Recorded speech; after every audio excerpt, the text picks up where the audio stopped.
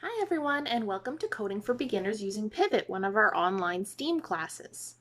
Today we will be using a program called Pivot Animator, which allows us to make short little animations of our very own, so you can make it whatever you would like.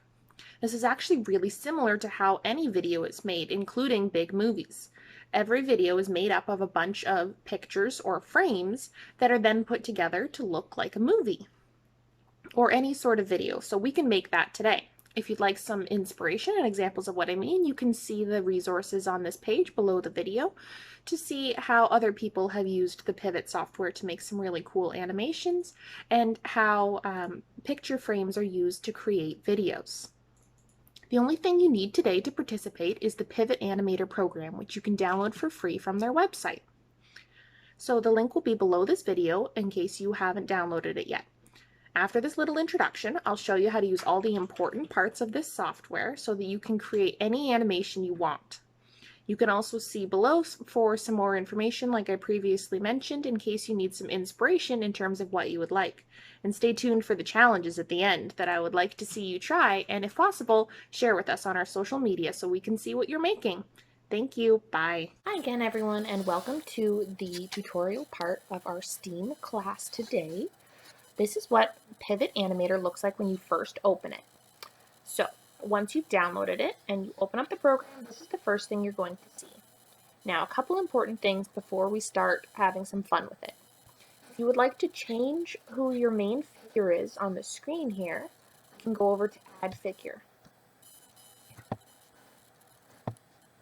Now, as you can see, there's only one option right now, but there's actually a lot more. So a neat little trick, you go to File and then Figure Type. You can load all of these pre-made little figures that actually already exist. Today I'm going to add in an elephant just for fun. So now I have a cute little elephant, and I'm just going to put him over here and move my stick figure guy over here. Now I have a feeling I made a few extras. So if you have some figures you don't want anymore, if you click on it and hit delete, then it will delete the extra figures that you've made. So I'll just get rid of anybody I don't want on my screen right now. And now you can see which figures I actually do have. So I have a little stick man here, and I have a cute little elephant over here. Now, one thing that you can also do to change up your figures before you even start making your animation is you can change the way they look. So now while I'm selected on my elephant, change the color. So I think my elephant should be this color. That's a good elephant color. Now another thing you can do is you can make it even bigger. So an elephant should probably be taller than this man, unless it's a baby elephant. So over here where it says 100, scale. So what I'm going to do is let's try 125. That's what my elephant would look like at 125. So I think I'll put him here, and I'll put my little stick man over here, and maybe I'll make him a bit smaller actually. Perfect. Okay. So what you're going to do, you're going to make a series of pictures or frames that are then going to be put together to make a video. So if I want my video to start, I'll hit next frame.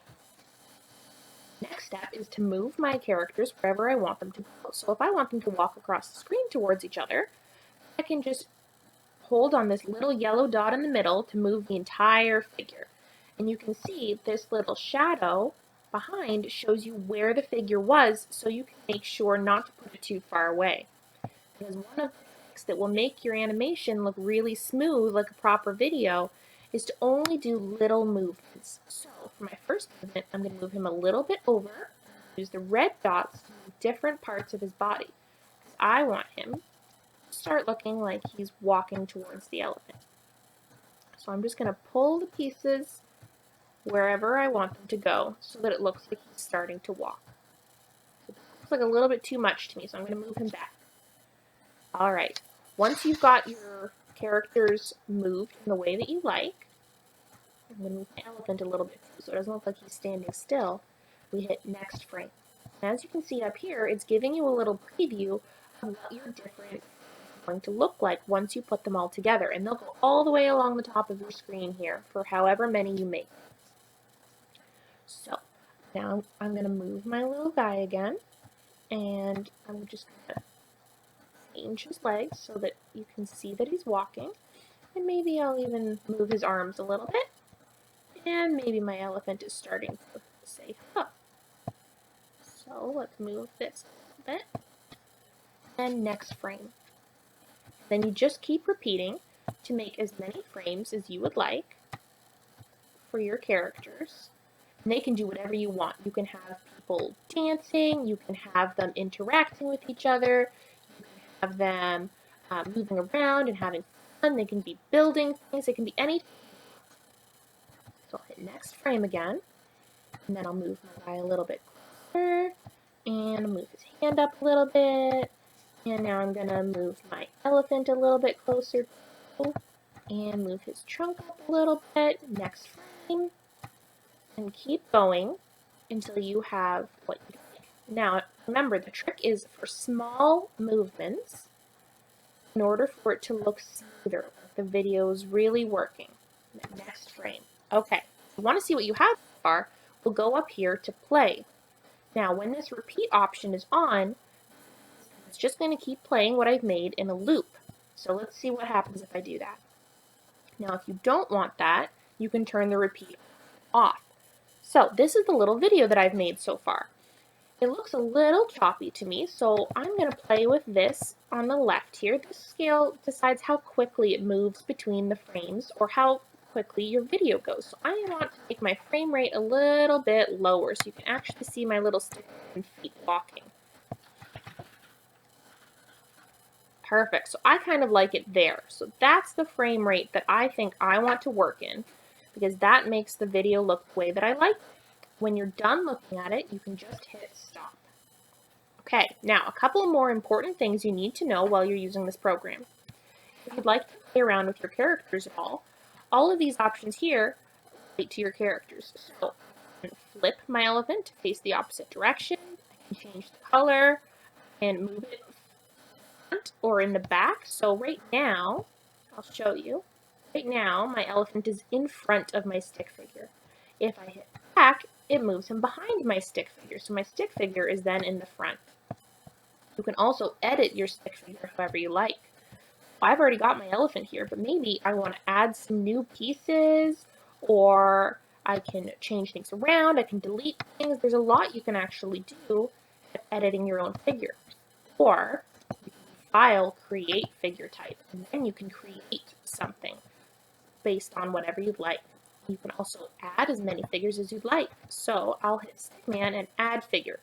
And now I have another Stickman figure to play around with. So what I challenge you to do is I want you to try to create an animation with at least 2 characters, at least 30 frames long. And I don't think this is going to take you very long. You're going to have a lot of fun with this program. Now, if you'd like to share what you made with anybody, we need to go up here to File, and then we're going to go to Save Animation. Now, we have to make sure to change the Save As type here from a pivot file to a GIF. That will make it so that you can save your animation and send it to anyone you like so that you can show them what you've made. We would especially love it if you would share this with the library, because we'd love to see what you're doing while we're on break and we can't see each other in person. You're going to have a lot of fun with this program, and I look forward to seeing what you create over the break. Thank you. Bye.